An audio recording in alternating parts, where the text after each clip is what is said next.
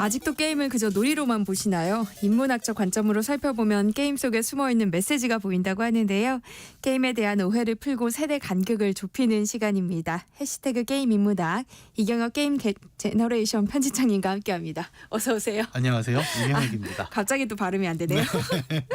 우리 오늘 어떤 게임 이야기 해볼까요? 예, 항상 게임 이야기를 하곤 하는데 제가 그동안 주로 디지털 게임, 그다음에 비디오 게임, 컴퓨터 게임 이런 얘기만 하다 보니까 이것만 게임이구나라고 생각하실 수도 있을 것 같아요. 근데 사실 게임이란 단어는 굉장히 좀 지칭하는 범위가 넓은 개념이거든요. 네. 예를 들어 뭐 스포츠 경기를 한다 그러면 우리가 새 게임이 남았습니다. 이런 표현도 쓰고 또 명절에 또 많이 모여서 하시는 그런 카드 게임 같은 거 이런 것도 굳이 따지면 게임이지 않습니까? 네. 그래서 이제 설날을 맞이해서 그러면 설날에 가장 유명한 게임은 뭐냐 하면 사실 이게 한국 사람 게임의 민족이라고 할 만한 이유가 하나 있는 게 굉장히 유명한 보드 게임이 하나 있거든요. 설날에 보드 게임 하면 윷놀이요. 윷놀이죠. 이 전통 게임으로 보드 게임을 갖고 있는 나라도 그렇게 많지는 않습니다. 네.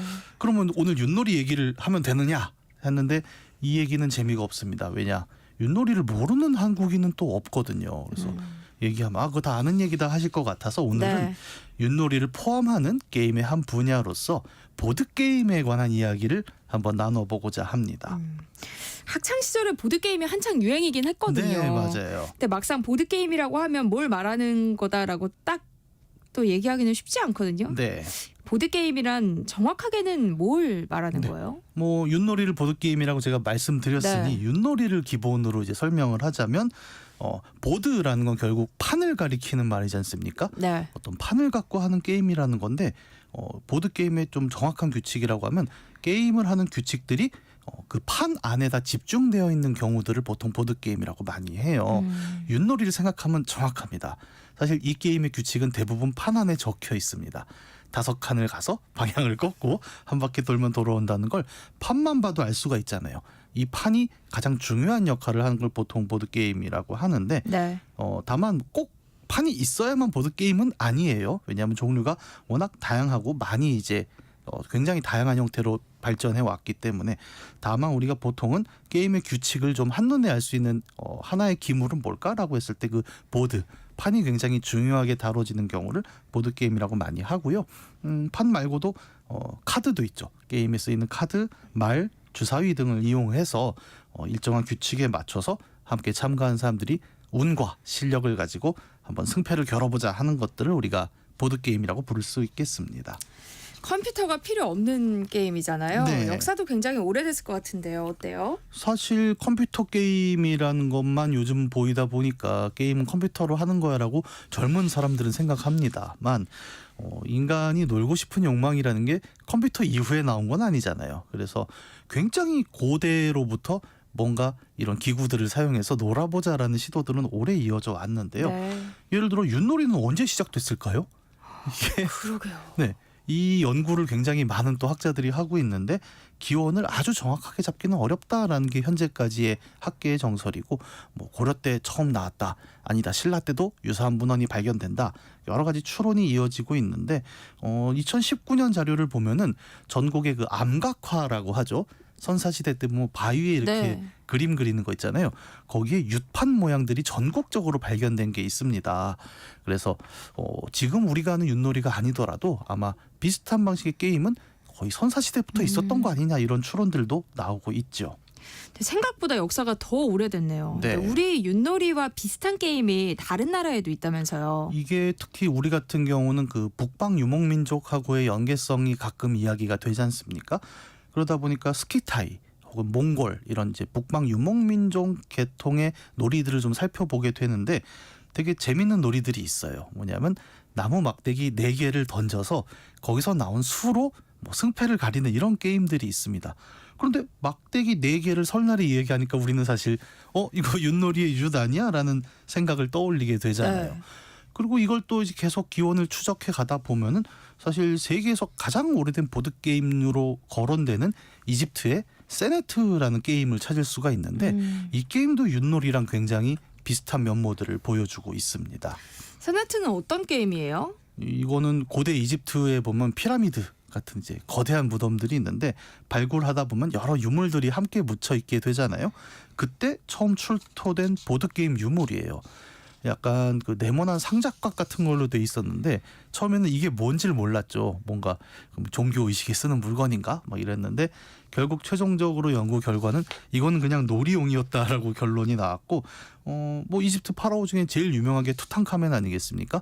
그 무덤에서도 이 세네트 세트가 나온 거예요. 그래서 지금 우리가 추정하기로는 그 고대 이집트에서는 이제 저 세상으로 가면 거기서 쓸 물건들을 다 챙겨서 가지 않습니까?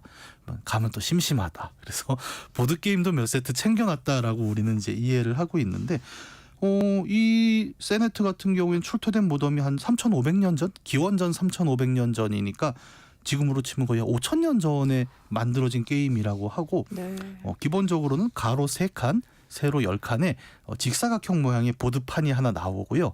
그 안에 거기서 이제 이동시킬 말과 거기서 쓰일 주사위 같은 형태의, 당시 이제 주사위를 만들기 어렵다 보니까 어떻게 했냐면 숫자를 4개의 나무패를 던져서 그 나무패에 적힌 숫자가 뭐가 나오냐에 따라 몇 칸을 간다라고 지정을 한 거죠.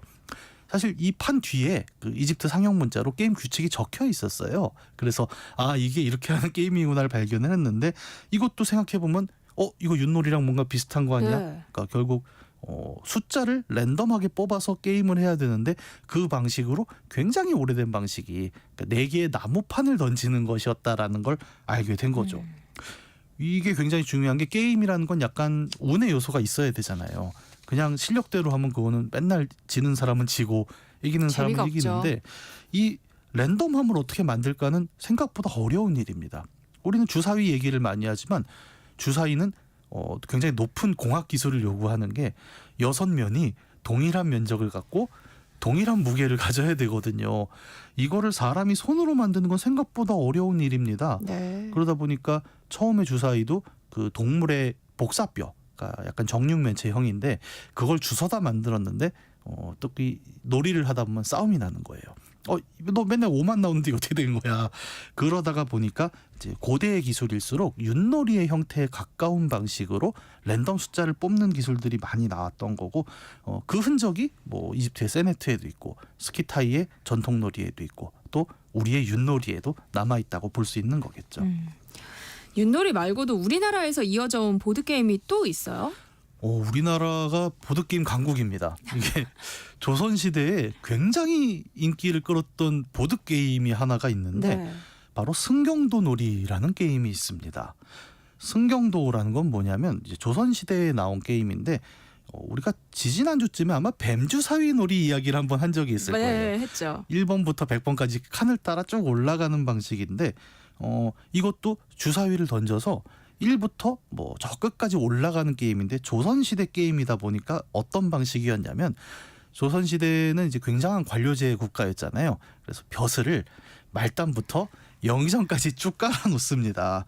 그래서 말 그대로 말단 벼슬에서 시작해서 내가 여러 좌절을 거치고 뭐 정승까지 올라가는, 그래서 가장 먼저 영의정으로 은퇴를 하면 이기는 게임이었는데, 이게 굉장한 인기를 끌었습니다. 어느 정도였냐면 이순신 장군의 난중일기에 보면 자기 부하들하고 오늘 쉬는 날이라 같이 승경도 놀이를 했다라는 기록이 나올 네. 정도로, 뭐 조선시대에 이제 전기, 중기, 후기를 가리지 않고 굉장히 많이 플레이가 됐고, 어느 정도였냐면 이게 남성 직업으로만 벼슬만 있다 보니까 이제 국내부에서 궁녀들이 할 수 있는 여성판도 있었고, 또 스님들도 가져다가 부처가 되는 형태의 게임을 만들기도 하는 등 되게 여러 바리에이션이 인기를 끈 바 있었습니다. 재밌네요. 네, 해시태그 게임 인문학, 오늘은 명절 연휴를 맞아서 디지털 게임의 조상격인 보드 게임에 대한 이야기를 나눠보고 있습니다. 그런데 이제 요즘 우리가 얘기하는 보드 네. 게임은 사실 윷놀이와는 좀 다른 형태지 않아요? 그렇죠. 우리가 얘기하는 보드 게임이라는 거는 이런 옛날의 전통 놀이들이 20세기 이후에 어느 정도 표준화되면서 보편화된 새로운 게임 장르라고 볼 수 있는데, 일단은 보드판과 이런 기물들이 다 이제 대량 생산을 통해서 표준화되지 않습니까? 그러면서 옛날에는 지역마다 규칙이 조금씩 달랐습니다. 사실 윷놀이만 해도 이제 고향에 돌아가면은 어느 지역에서는 백도가 통과가 되고 또 어느 지역에서는 이렇게 조금씩 세부 규칙이 다른데 요즘 나오는 보드 게임은 규칙이 인쇄돼서 나오다 보니까 통일되어 있는 형태입니다. 네. 그래서 한국에서는 이런 표준화된 보드 게임들이 언제 크게 보편화되냐면 1980년대부터 조금씩 들어오기 시작을 하는데 이 무렵에 문방구에 가보면 한 1,000원 정도에 살 수 있는 여러 종류의 보드 게임들이 나와 있었어요. 아마 기억하시는 분들이 있을 것 네. 같은데 뭐 1,000원짜리부터 시작을 하지만 이제 조금 비싼 버전을 들어가면 종이로 만들 기물을 플라스틱으로 바꿔준다거나 이런 식으로 고급판도 좀 있었던 것 같고 이 속에서 이제 우리 지난 시간에 얘기했던 뱀주사이도 50원이면 살 수 있는 가장 저렴한 보드 게임으로 판매가 되기도 했죠.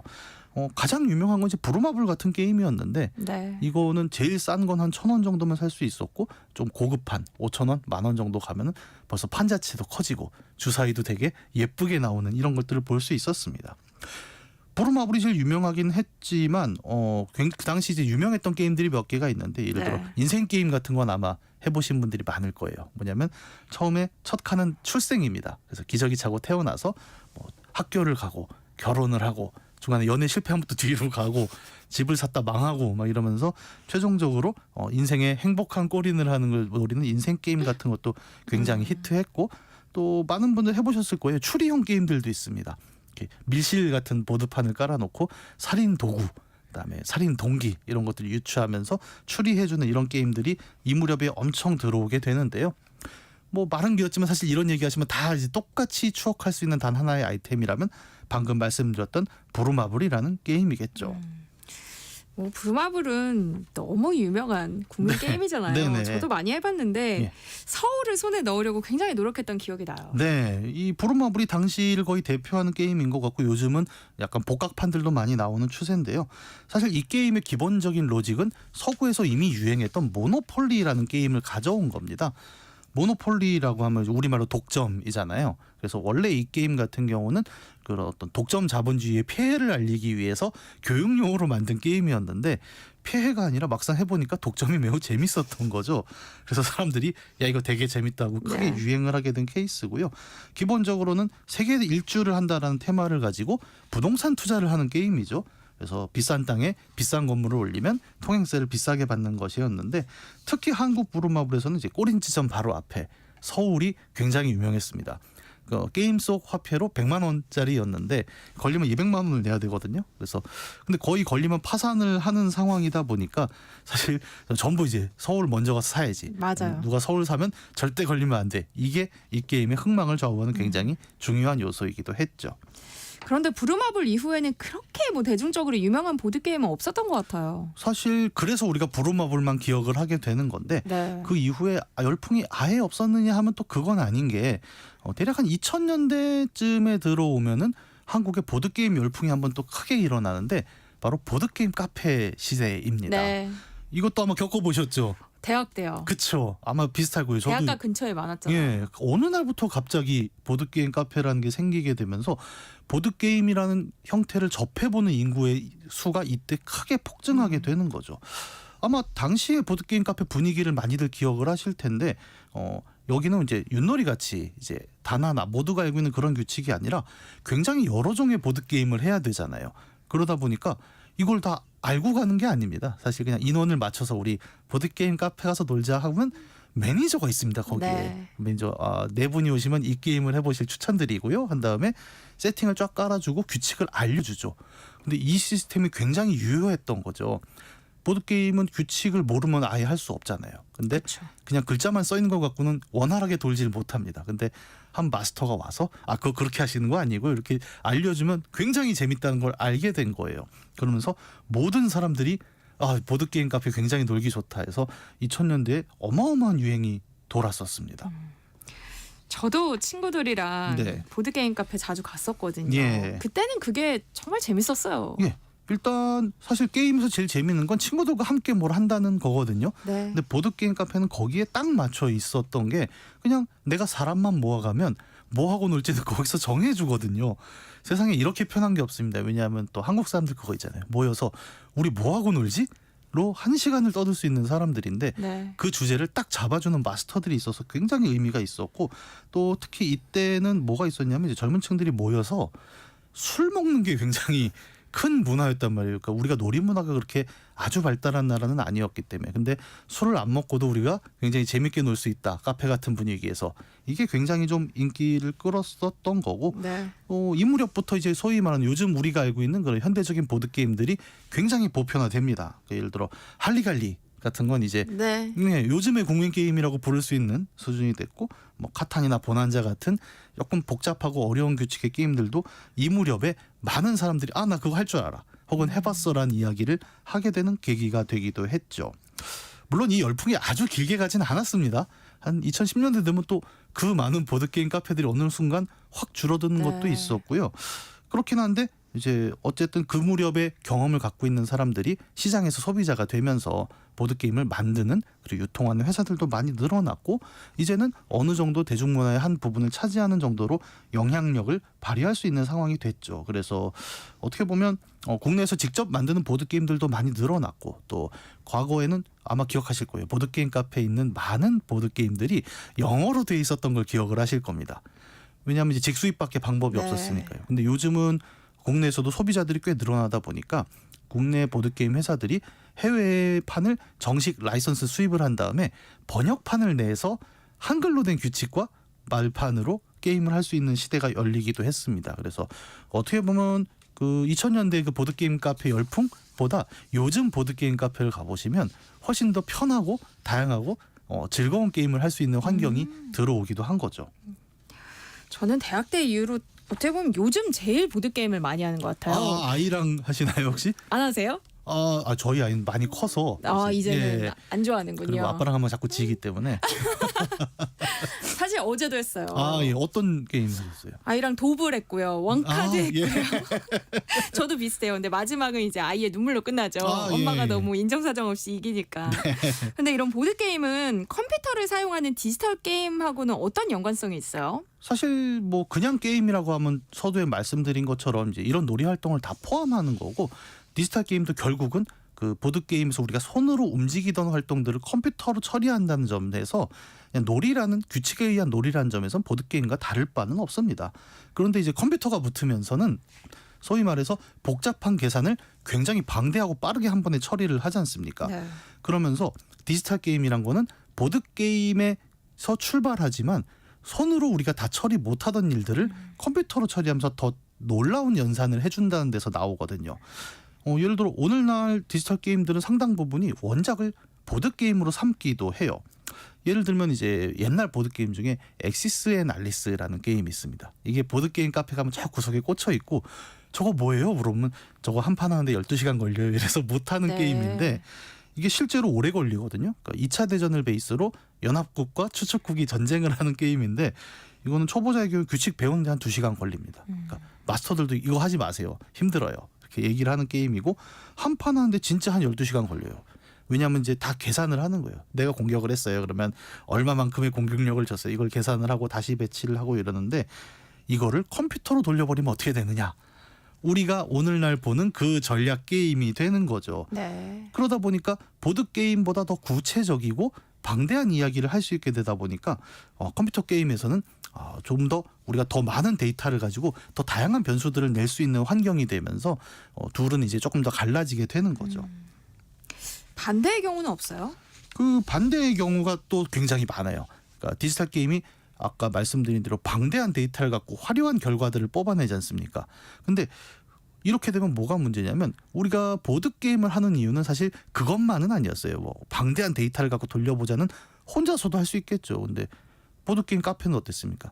내 친구랑 가서 재밌었던 거거든요.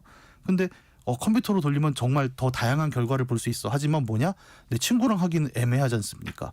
그러다 보니까 컴퓨터 게임에서 굉장히 히트한 게임들을 가지고 이 방대한 데이터를 보드 게임으로 할 수 있도록 축약을 시킨 다음에 다시 친구들을 모아서 해보자라는 형태로 인기 컴퓨터 게임이 보드 게임으로 나오는 경우들이 있습니다. 네. 아마 많은 분들이 못 보셨겠지만 스타크래프트가 보드 게임으로 있습니다.